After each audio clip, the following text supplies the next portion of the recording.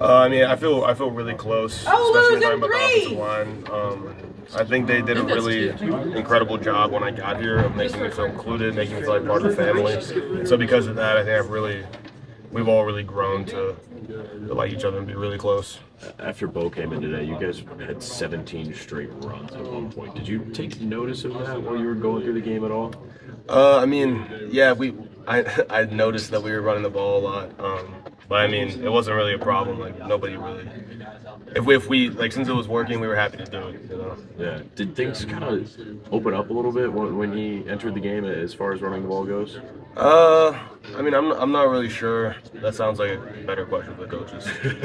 Hey, Hunter, a few weeks ago, James talked about the importance of finishing blocks and finishing plays with a physical, nasty demeanor. Those were his words. How much of that mentality played into today's game with the goal line touchdowns that you scored? I mean, I think that just when you do stuff like that, finishing blocks, it just kind of is a reflection of toughness and physicality within the group. And so we've always tried to embody that. Sometimes there's more of an emphasis on it. And I mean, I think it really plays into it if you just watch how we run the ball today. Maybe I could ask this in a better way. Did it feel like as you got in late in the third quarter and the fourth quarter that you were starting to be able to lean on them a little bit more, starting to get a little more movement at the line of scrimmage? I mean, I think that when you run the ball that many times, they're going to wear it down. We have a lot of respect for Rutgers defense. You know, they're a good defense, as I'm sure you guys know. But when you can grind them out like that, then I mean, it takes a toll. Thanks. Hunter, there was a lot of change this week. Obviously, change in offensive coordinator during the game, change in quarterback. How do you deal with weeks like this where everything is changing at once? I mean, I think you just have to keep calm and just kind of go with the flow.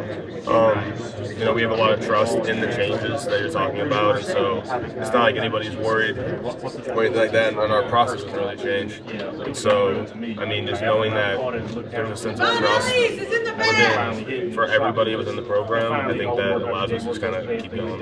Is there a difference in snapping for Drew and snapping for Beau? Like, how does the offense change for you when there's a switch at quarterback? I mean, for me, it's just different hands under my butt, I guess, you know, and they're under center. So that's kind of the only change, though.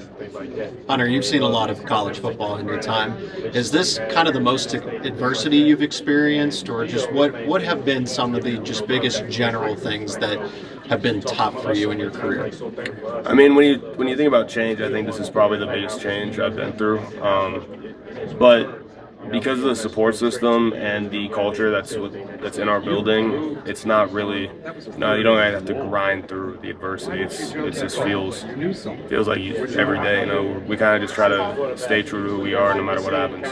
You've learned so much, but how did Penn State make you a better football player, a better person at the end of your college football career here? I mean, I think when you talk about better football player, there's a lot of stuff I think that I changed for the better when it comes to, you know, fundamentals and all my techniques and stuff, but I still have a lot of room to grow. And as a person, I think that, you know, being ingrained in this culture has really given me a heightened sense of work ethic. I wouldn't say that I was a lazy person before I got here, but just, you know, being here and seeing what the guys around here do, it really allowed me to kind of bump it up a little bit. What's it like to be teammates with a guy like Olu Fashion? I mean, Olu's great.